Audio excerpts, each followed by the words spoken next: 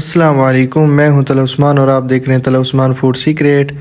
तो दोस्तों, आज हम बनाने जा रहे हैं दाल माश की रेसिपी।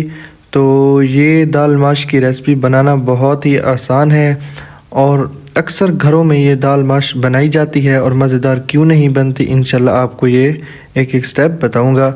तो हम वीडियो शुरू करते हैं। तो सबसे पहले हमने 1 कप इसमें घी का ऐड करना है। तो हम 1 पाव दाल माश का बना रहे हैं, तो उसके लिए घी का 1 कप इस्तेमाल करेंगे।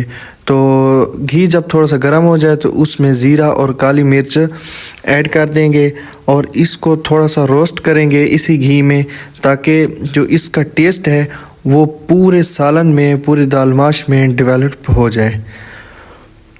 तो उसको रोस्ट करने के बाद इसमें हम तकरीबन 8 से 10 साबित सुर्ख मिर्च ऐड करेंगे। तो इसको भी थोड़ा सा रोस्ट करेंगे। इसका फ्लेवर बहुत मज़ेदार होता है और ये खूबसूरत भी लगती है। और इसके बाद 1 मीडियम साइज़ का प्याज इसमें ऐड कर देंगे।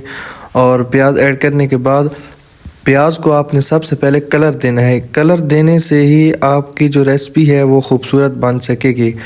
तो हम कुछ मसाला ज़्यादा ऐड करें, आपने ध्यान से देखना है। 1 टेबल स्पून इसमें ज़ीरा ऐड कर देंगे और 1 टेबल स्पून इसमें हल्दी पाउडर ऐड कर देंगे और 1 चम्मच भर के हम इसमें लाल मिर्च पाउडर का इस्तेमाल करेंगे और खुश्क धनिया आधा चम्मच इस्तेमाल करेंगे। और ये हमारे पास है सब्ज़ मिर्च, तो ये बारीकी से काट के इसमें ऐड कर देनी है। और इसके बाद 1 चम्मच नमक का काफ़ी रहेगा। तो इसके बाद हमारे पास है अदरक, तो अदरक को बारीकी से काट के इसमें ऐड कर देना। इसका बहुत मज़ेदार फ्लेवर होता है और इसका टेस्ट भी बहुत अच्छा होता है।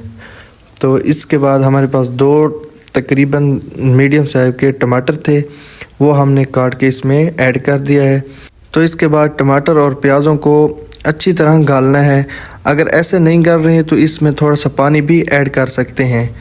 तो पानी ऐड करने से जो आपके टमाटर और प्याज हैं ये अच्छी तरह गल जाएंगे। तो उसके बाद आपका मसाला बिल्कुल रेडी हो जाएगा। तो इसमें जो सबसे अहम चीज़ है वो है मेथी। तो मेथी आप किसी भी अच्छी कंपनी की ले सकते हैं, बहुत मज़ेदार फ्लेवर होता है और इसका टेस्ट बहुत ज़बरदस्त होता है।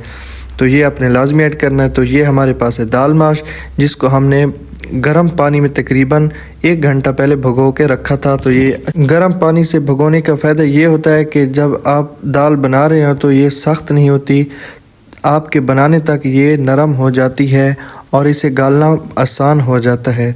तो आप यहाँ पर चेक कर सकते हैं कि यहाँ पर अगर आपकी दाल गली नहीं है तो इसमें आप थोड़ा सा पानी भी ऐड कर सकते हैं। तो इसमें अभी जान है, तो अब तकरीबन आधे कप के बराबर इसमें हम पानी ऐड कर देंगे। तो इसी पानी में ही इंशाल्लाह ये गल जाएगी और पक जाएगी।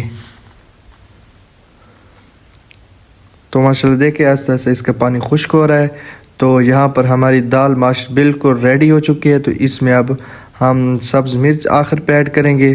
तो इसका फ्लेवर भी बहुत मज़ेदार होता है और आखिर पे हम धनिया ऐड करेंगे। तो माशाल्लाह देखें दाल माश का कलर कितना खूबसूरत है और बहुत मज़ेदार बनी है। अगर वीडियो आपको हमारी पसंद है तो हमारे चैनल को सब्सक्राइब कर लीजिए और लाइक कर लीजिए।